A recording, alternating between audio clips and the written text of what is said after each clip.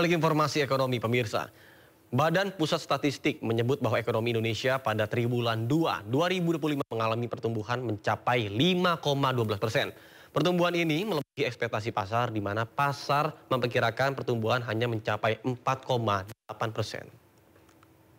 Ekonomi Indonesia berdasarkan besaran produk domestik bruto (PDB) pada triwulan 2 2025 atas dasar harga berlaku sebesar Rp5.947 triliun, atas dasar harga konstan sebesar Rp3.396,3 triliun, sehingga pertumbuhan ekonomi Indonesia pada triwulan 2 2025 bila dibandingkan dengan triwulan 2 tahun 2024 atau secara year on year tumbuh sebesar 5,12%. Bila dibandingkan dengan triwulan 1 2025 atau secara Q2Q tumbuh sebesar 4,04%. Sementara itu, sejumlah ekonom menanggapi data pertumbuhan ekonomi yang dikeluarkan oleh BPS. Meskipun menjadi tanda tanya, namun Istana menanyakan tetap percaya kepada data BPS. Stimulus pemerintahan Presiden Prabowo Subianto menjadi salah satu alasan penguatan ekonomi.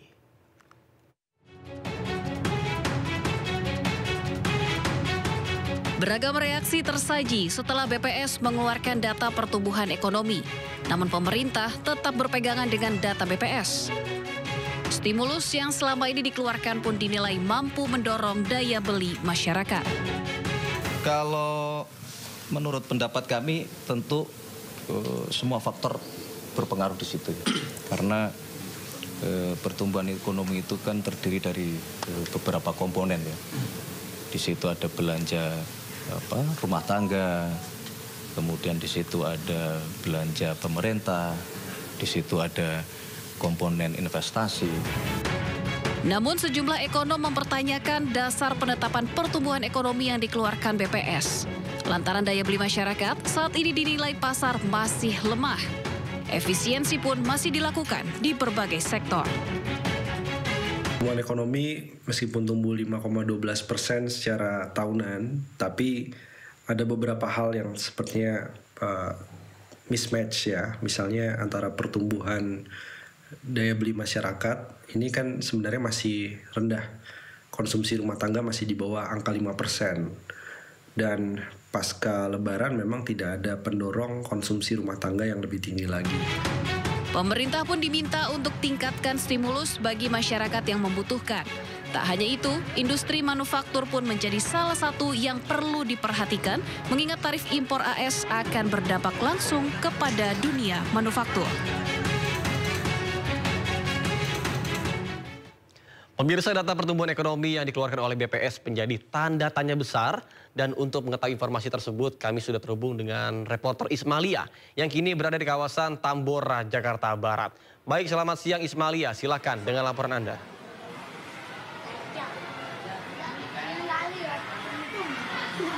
Ya, selamat siang Nata dan juga pemirsa. Kalau kita berbicara mengenai ekonomi, memang untuk saat ini terlebih lagi untuk masyarakat Indonesia memang mungkin agak cukup kesusahan seperti itu Nata untuk permasalahan ekonomi. Terlebih lagi saya berada di Kelurahan Jembatan 5, Kecamatan Tambora, Jakarta Barat. Kami tadi di sini sempat berbincang dengan warga di sini bagaimana kehidupan mereka setahun terakhir, dan mereka banyak yang mengaku cukup mengalami kesulitan terlebih masalah ekonomi.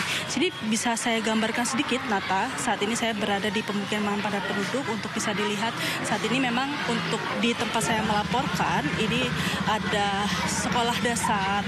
Di sini bisa dilihat juga banyak pedagang-pedagang yang memang masih berjualan menunggu anak-anak sekolah untuk pulang kerja. Kalau kami bisa gambarkan lebih jauh lagi Nata, di belakang sana ini langsung terhubung dengan kali.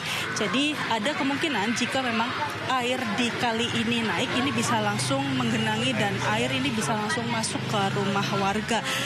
Dan banyak juga di sini memang pedagang-pedagang kaki lima yang berjualan di sini, bahkan di belakang di sekitaran kali pun masih banyak. Tadi juga kami sempat melihat ada banyak sampah-sampah juga yang terlihat di kali, yang ini juga sangat berpengaruh buruk untuk kesehatan. Dan saat ini saya akan mengajak Nata dan juga pemirsa untuk berbincang dengan salah satu warga di sini bagaimana kehidupan di Jakarta selama setahun terakhir. Saya bersama dengan Ibu Nila. Selamat siang Ibu Nila. Selamat siang. Ya, Ibu Nila, ini kan kita berbicara mengenai ekonomi ya. Bagaimana apa yang Ibu rasakan hidup di Jakarta selama setahun terakhir ini, Bu? Selama setahun ini kayaknya makin sulit ya. Masalahnya kita merasakan perekonomian sekarang itu apa-apa serba susah. Kayak kita pekerja konveksi itu semua itu sepi. Nggak ada pemasukan dan nggak ada pengeluaran juga. Nah seperti kayak di toko-toko yang kita suka jual juga itu kosong. Nggak ada pembeli. Semua katanya bilangnya pada online kayak gitu. Nah mengenai pemerintah harusnya turun ke ini ya, ke warga. Mengenai sembako juga harusnya dia harus merata lah gitu. Jangan sampai menengah ke atas yang dapat dan menengah ke bawah itu nggak dapat apa-apa. Semua itu harusnya jangan cuman nangkring di kursi-kursi gitu kayak pejabat apa itu, jangan cuman menerima gaji aja. Turun ke bawah, cari masyarakat yang benar-benar susah, tolong diperhatikan, tolong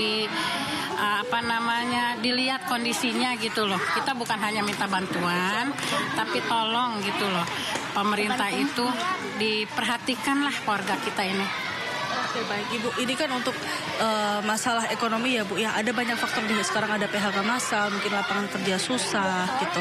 Mungkin menurut Ibu Nila sendiri apa faktornya, ataukah mungkin harga bahan pangan yang tinggi? Ibu Nila sebagai warga dan juga sebagai pengusaha seperti itu, seperti apa tanggapannya? Oh iya, kayak bahan pangan iya, mungkin kita berasa ya, itu apa-apa serba naik, apa-apa serba susah. Nah kayak misalnya beras aja kita ya, dulu hanya 8.000, hanya 9.000, sekarang mencapai 14.000. Kalau yang punya uang dia bisa beli, kalau yang enggak kan gitu ya. Nah kayak pedagang-pedagang juga pasti menjerit lah ya, karena bahan pokok itu semakin melonjak. Saya juga nggak ngerti itu dari mana gitu, melonjaknya itu pasalnya dari mana, kok tiba-tiba semua bahan pangan itu naik, kita juga susah cari nafkah gitu loh. Kayak warung-warung juga sepi. Jadi tolonglah pemerintah perbaiki gitu loh, jangan sampai kita ini kesusahan mencari nafkah. Lapangan kerja tolong diperluas, itu aja. Baik Ibu Nila, terima kasih atas waktunya, sehat selalu ya Bu ya. Ya. Terima kasih Ibu. Ya Nata dan juga pemirsa, tadi baru saja kita mengobrol atau berbincang bersama dengan warga, salah satu warga yang memang warga menginginkan bahwa pemerintah harus lebih memperhatikan dari seluruh lapisan masyarakat, dan juga untuk bantuan-bantuan ini juga bisa lebih tersalurkan dengan lebih adil. Dan juga Nata, sebagai informasi juga dari BPS ini pada Maret 2025 ini sudah mencatat sebanyak 11,27 juta kemiskinan yang berada di perkotaan, dan ini naik 220.000 dari bulan September tahun 2024, yang dimana ini ada banyak beberapa faktor yang menyebabkan kemiskinan di perkotaan khususnya Nata. Ada salah satunya mungkin ada PHK massal dan sulitnya lapangan pekerjaan, harga bahan pangan yang naik, ini juga menjadi salah satu faktor ekonomi yang berada di masyarakat sekarang. Kembali ke Anda Nata. Baik, terima kasih rekan Ismalia melaporkan langsung dari Kelurahan Jembatan 5, Kecamatan Tambora, Jakarta Barat. Selamat bertugas kembali dan salam sehat.